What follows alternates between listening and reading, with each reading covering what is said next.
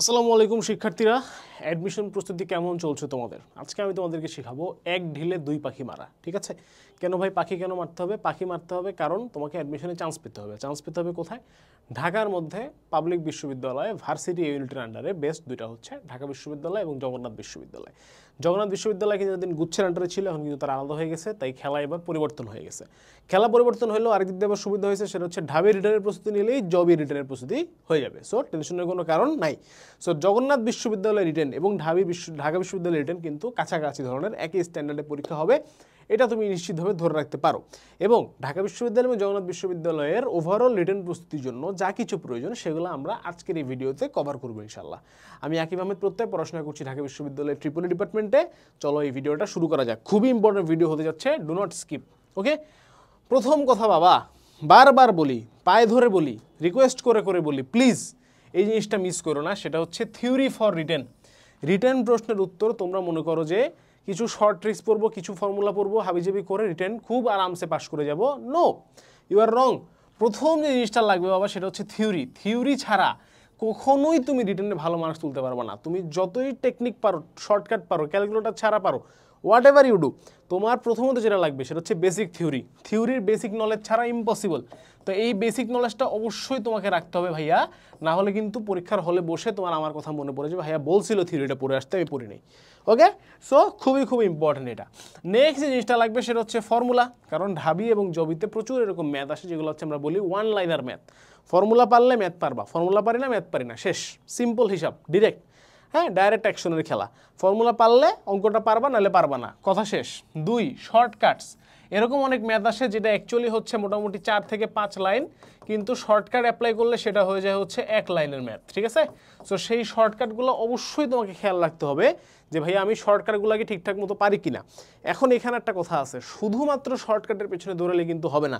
তোমার এই তিনটা জিনিস, থিওরি, ফর্মুলা এবং শর্টকাট, এই তিনটা জিনিসের মধ্যে একটা প্রপার ব্যালেন্স রাখতে হবে যে ভাই আমি থিওরিও যেন পারি, ফর্মুলা মোটামুটিভাবে কভার করতে পারি এবং শর্টকাটগুলোও পারি। ঠিক আছে? তাহলেই তুমি ভালো মার্কস তুলতে পারবা। নেক্সট, ভেরি ইম্পর্ট্যান্ট ভাইয়া, ম্যাথ প্র্যাকটিস। ফিজিক্স, কেমিস্ট্রি এবং হায়ার ম্যাথের জন্য যত বেশি তুমি রিটেন প্র্যাকটিস করে যাবা, ম্যাথ প্র্যাকটিস করে যাবা, তত বেশি তোমার সুবিধা হবে।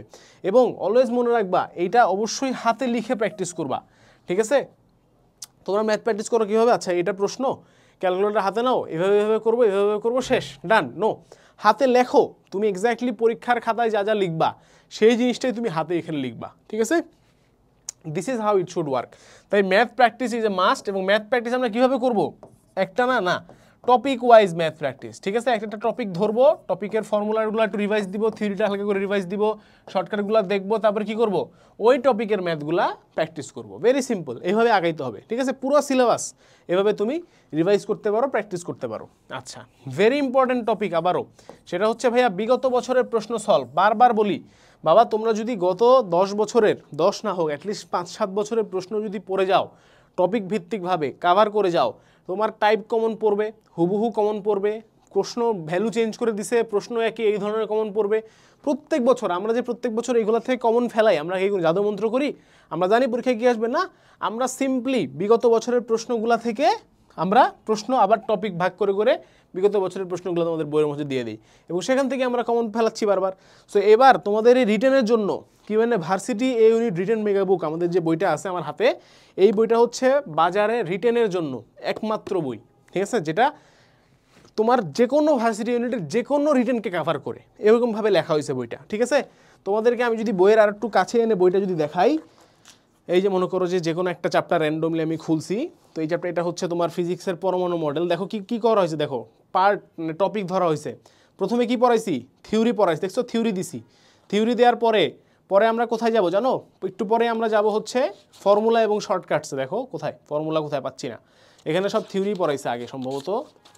তারপরে এই দেখো, এই যে পার্ট 2 ম্যাথমেটিক্যাল প্রবলেম, এই দেখো যে কি দেখাইছে, শর্টকাটস দেখাইছে, দেখছো? ফর্মুলা এবং শর্টকাটস দেখাইছে। এরপরে কি করছে? Math practice.